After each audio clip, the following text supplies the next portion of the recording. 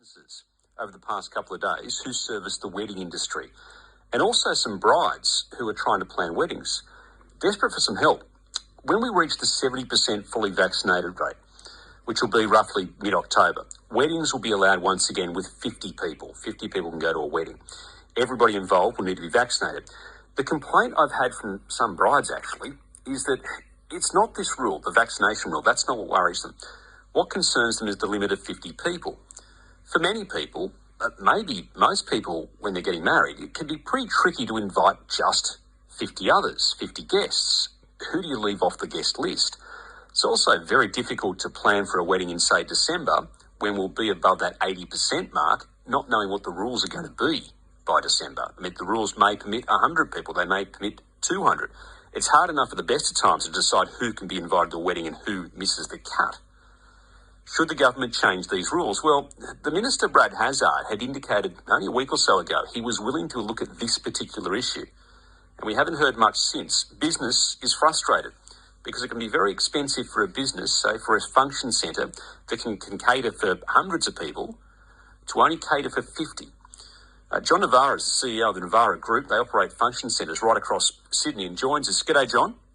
Hello, yeah, how are you? Good afternoon. Do you think this plan will work for 50 guests at a wedding? It won't work because basically for an average 21st in the backyard, you find that people would have roughly 60, 70 people just for an informal gathering in someone's backyard, let alone having a wedding, a couple getting married, formally inviting the grandparents, the parents, cousins and friends. It just doesn't work.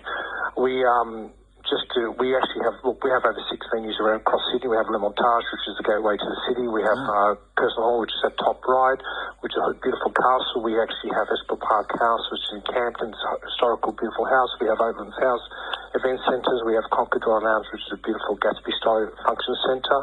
And we have that across Sydney. We actually, in the last 2 years, we have suffered over a $60 million loss of revenue.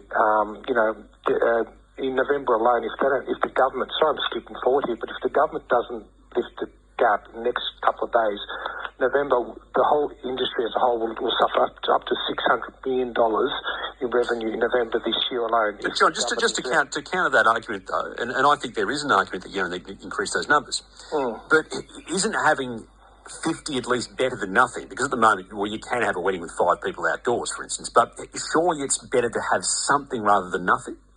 Well, you are correct what you're saying, but however, our customers don't see it that way. They just they prefer to hold off till later date. But in the meantime, it affects our photographers, our videographers, which is a big industry. The florist, you have hairdressers, you have nail style artists, you have the designers, the bridal dress designers. Everybody's in. It's a critical time. Everyone's bleeding. As the industry is alone, everyone is in total crisis at the moment, and small businesses, especially small businesses that rely on Navarra venues and other event centres, are actually suffering. So what would you suggest?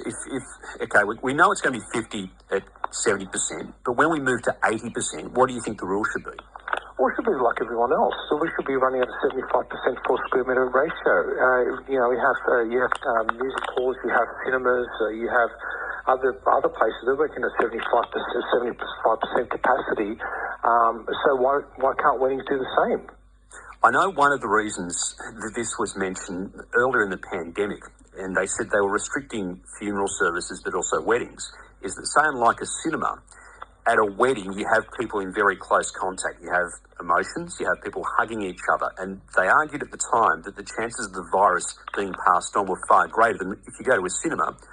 You don't know most of the people in the cinema, so you don't actually have a lot of physical contact with them. Look, that's not necessarily true. You find when people do go to weddings, people are very well groomed. They're very clean. They dress up in a certain way. That doesn't, to be fair, John, being well groomed and dressing up doesn't prevent the virus being transmitted. Yeah, you are correct. But it's like the same thing. We're going to any type of pub or club where you find that people are in close proximity. People get very close to each other. You find that when people go to small restaurants, the 50 people cap in a small restaurant versus a function centre, which is actually you have very large function rooms with high ceilings. You have the airlocks, you have mechanical ventilated air conditioning. You have the green areas. So people are not, and we do have staff on site, but we're ensuring that people do not cluster together. we're putting those provisions in place to ensure that we work with government guidelines. The only difference is if everyone's double vaxxed, what's the difference between 50 people or 500 people? Yeah, it's a fair argument, John. I intend to speak to the Health Minister in the next week or so on one of my programs, and certainly I'll put that issue to him because he did indicate that there was going to be some flexibility in these rules even before the 70% mark, and maybe that would be one area he'd be willing to reconsider. Thank you for your time, John. Thank you. John Navarra from the Navarra Group. They have all those big function centres around Sydney, and some of those function centres actually hold 1,000 guests. So if they, for instance, adopted the 4 square metre rule, they could fit many more than 50 people. So there is an argument. Those that I feel sorry for are the brides and grooms organising the wedding, because they're going to have that problem of deciding who goes to the wedding and who misses out. At Macca's.